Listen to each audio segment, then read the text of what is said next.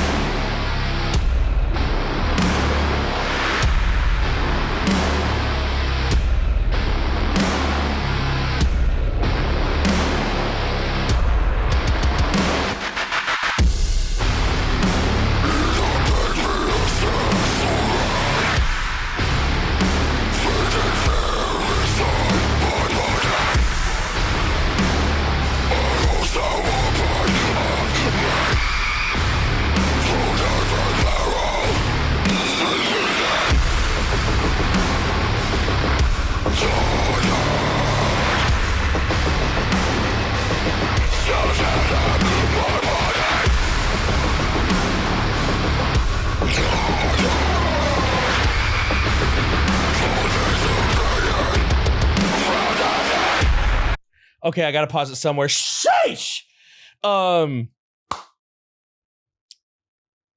Yeah! Okay. So oftentimes, as a YouTube music reactor, you have to listen to music that isn't like super your taste. This is my shit.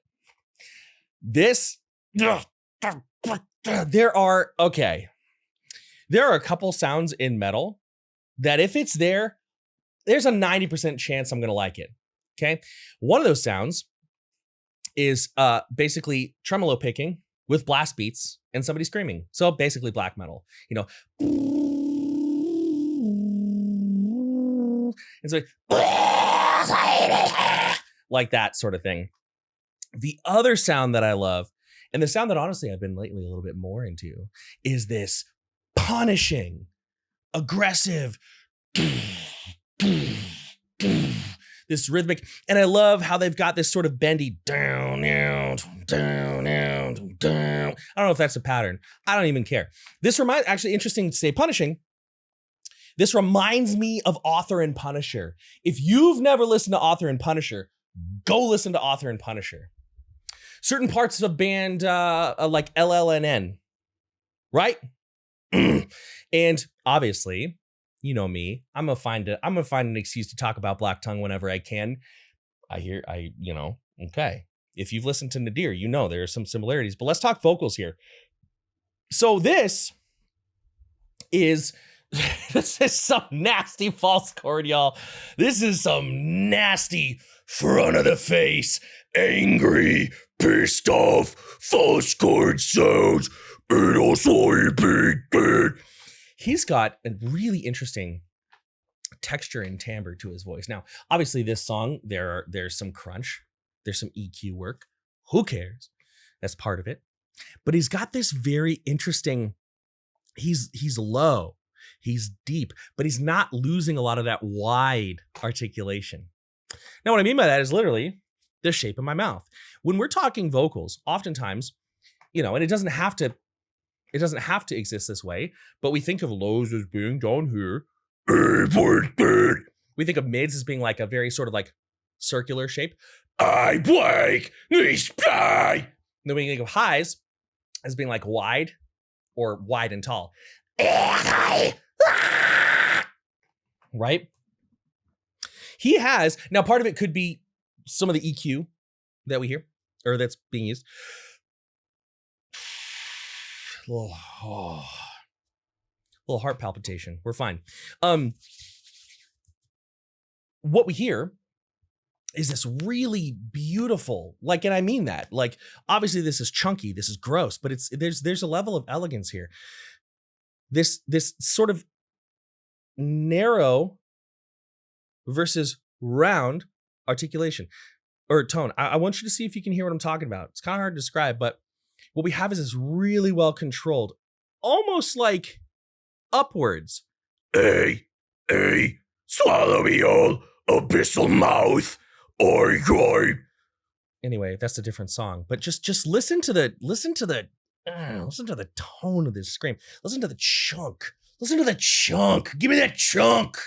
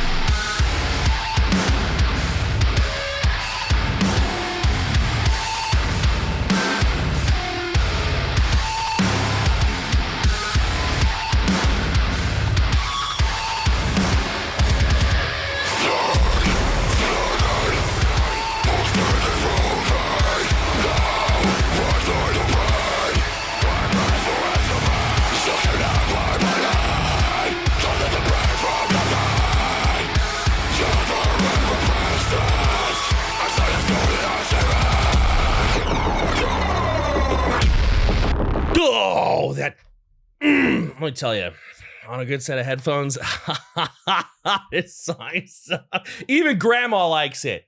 Even look at grandma. Look at grandma. She's got a little smile on her face. God dang.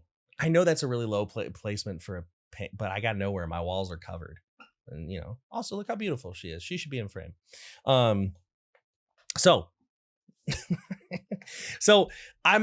this is one of those reactions I love because I'm a metal vocal coach. I make my living teaching people how to go safely and efficiently, but I'm having trouble with vocal analysis because I'm this song is just grabbing me. This is like, Mark, you know all the stuff you love, have it, right? And you know, before this song, I'm like, oh, you don't sound so tall anymore, but I think maybe I overstated. And also we have some and those like it sounds like they're, for guitarists out there, tell me, because I don't know anything about guitar. It sounds like they're rocking like some really cool like pinch harmonics.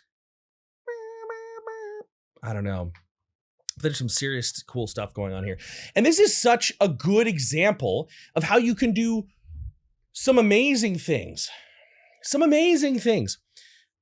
without having to be like super duper all over the place vocally. Now, I'm not against vocal acrobatics. I kind of was a grognard about them, but over the years, I've kind of opened up to it a little bit. But like, as the song sort of pulls back, we've got like a wider, I play in the back, screaming more anthemic, more of a mid, oh! Right? And it sounds really cool. Then the song comes back in and we have like an interplay between those highs and those lows, right? And we've got all these like hop skips. Like you think the song is going to go like, you know, and I'm just going to kind of make up a pattern because this is the first time I don't remember it, but you like, you know, dum bum ba bum dum dum dum ba bum bum. You expect to do that, but it'll dum dum ba dum dum ba dum ba dum. It'll do these like little pauses, these little rests. It's really sick. I love, however, they're making these big nasty like hits of the guitar and whatever else going. Just sounds absolutely, it's like not industrial metal, but just like industrial. I feel like I'm next to a refinery, or I'm listening to people blast out the side of a mountain for coal. God, let's keep going.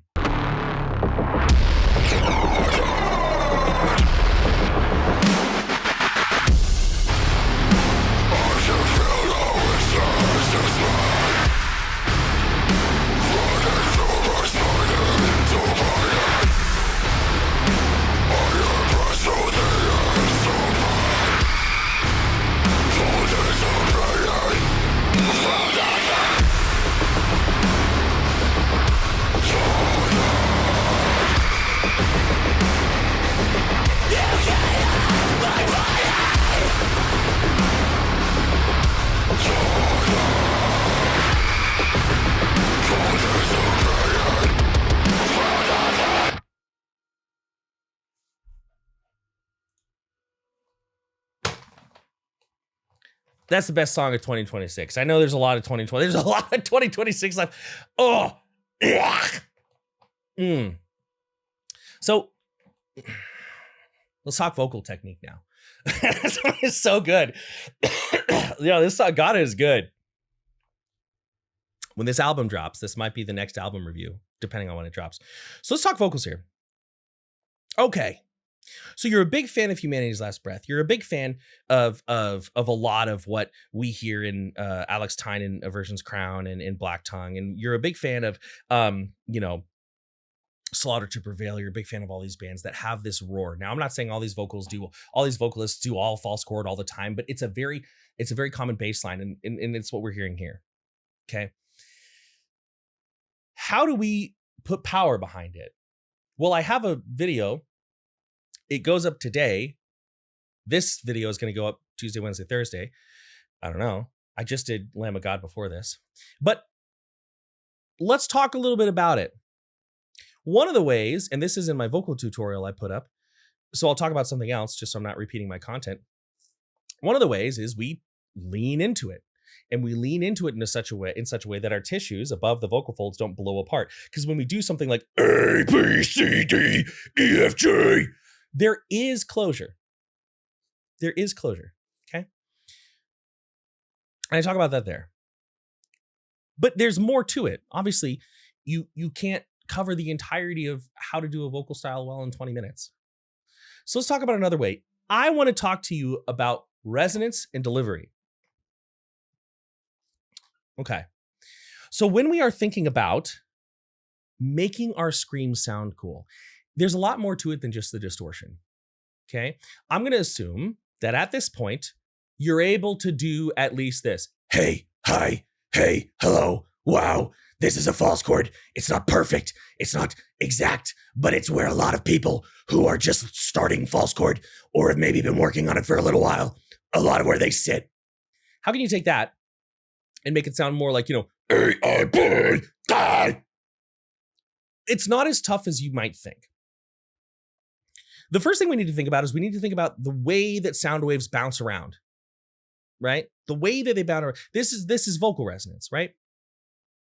If you need your scream to sound beefier, you want to hold those sound waves in your mouth longer. Okay? How do we do that? We can't grab a sound wave. We can't hey, toss it over there. It's not possible. Not by my knowledge. So what we do is we utilize the shape of the mouth to keep things bouncing around. So my setup is very stationary, but let's say I have a very early intermediate sounding false chord. Hey, right there like this. Wow, wow. What I'm going to do, I'm going to show you a couple ways. First thing I'm going to do is I'm going to drop my jaw and I'm going to slightly round my lips. Already there, I'm going to be causing the sound waves to bounce around in such a way that we're going to be boosting some of those mid and low frequencies. Okay. The next thing I'm going to do, I'm going to start with not like a full on tunnel that you would hear in like a lot of deathcore where they're we're not going that far into it. We're doing a slight little curl. So my tongue is just that. Hey. And you can hear that when I talk like this, there's this little bit of boom. There's this little bit of echo. If you don't like that, you can just lay your tongue on the bottom of your teeth and sort of lift the back. And you get a similar sensation. Sometimes when I talk to show students about this, they're like, oh, but I can't say my S's or my L's. And it's like, sure you can, just do it. Well, then I'll lose that tunnel sound. Okay, well then when you're done, go back, right? I have that sound and I'm going to lose it and then I'm going to put it back. So if I say like salsa, right? The S is going to make me lose that tunnel sound. The ul is going to make me lose that sound. That's okay, they're consonants. I really want to know my vowels, right? So, salsa, salsa, salsa, salsa, right? Salsa, salsa, right? So just by curling, we have this. Another thing you can do, you don't want to do it so much that you get tension in your jaw. And if you're somebody that has TMJ or really tenses your jaw, this might be a little bit tricky, but you can slightly shift your jaw forward, right? So again, I have this like sort of, like right here, right? I can do false chord for sure, but I want it to sound more mean. Little, but you can hear it.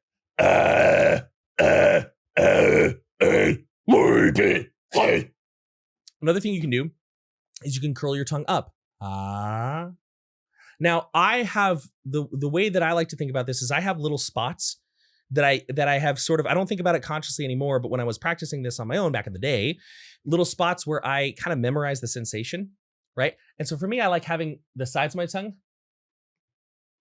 little more curled than that. It's kind of harder to do when you're looking at yourself. Right? I like to have the sides of my tongue sort of touching the teeth. And again, they'll move away from that spot as I articulate, but that's like their home base. I find solace in a worldwide clean. Right? These are some places. There's obviously the typical tongue up. I find solace in a worldwide clean.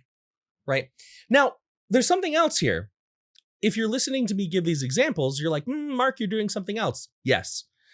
And I'm getting pissed. Not literally, but I'm making it sound like I'm getting pissed, right? There is an element, not just of harsh vocals, but of metal vocals where we have to kind of be actors, right? And you can hear this in clean singing too, right? Because if somebody sings like, I don't know, hey, cause I'm blind to it all and I run, yeah, I sound kind of sad. I sound a little sad, right? I sound a little, oh, cause I'm blind to it all and I run. See, there's like a little bit of sadness, a little cry, right? Well, a really good emotion, right? A really good emotion to use in metal is getting mad, right? So literally stand in front of a mirror, find a part of a movie that you like. You're going to feel dumb. I hope you feel dumb. You should feel dumb because you're going to sound dumb at first, but then you're going to sound good. You're going to sound dumb, but then you're going to sound good. That's how it works. One example that I can pull from is I, at a point, wanted my high vocals to sound more sinister.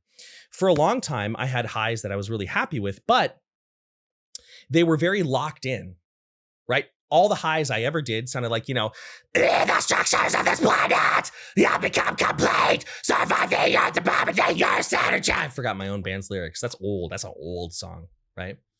But I wanted to have more of like, I wanted to have more snarl. I wanted to have more anger, more wretchedness. And so I was like, I got to figure out a way to do this. So I used Joker monologues, and I used to have a lot more of them memorized, but I would now I didn't record myself and I really should have. It probably would have gone faster, but I would sit in my room and I would say, you want to know how I got these scars? My father was a drinker and a fiend. Now, is that a great Joker impression? Probably not. But is it one where you've got a little bit of emotion, right? Let's put a smile on that pretty face. Now, obviously, I'm not doing this when I do my metal vocals, but what if I carry some of this anger? Let's put a smile on that pretty face. You want to know how I got these scars? My father was a drinker and a fiend. Right? Kind of spitty. So it's not just about the mouth shape, it's about the emotion that you put into it, right? If you need a phrase to sound mad, back the fuck up is a good one, right? Imagine you're mad at something. Imagine somebody's like up on you, right? And you're not, hey man, back the fuck up. You're here, yo, back the fuck up! Back the fuck up! Now, obviously you might overproject, but what if we think about, I've got this push, right? There's this sound, right? Back, hey, back the fuck up! Hey, back the fuck up! Hey!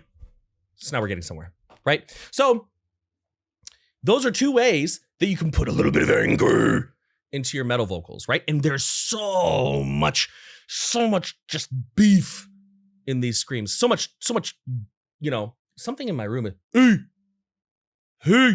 Something in my room is I think it's my banjo. Anyway, hopefully that doesn't come through on the final. There's so much of this song that is just aggression and wide tones for very good effect, punctuating these. This song is like literally everything I'm into right now. Also, great job, Ravada visuals. Excellent video.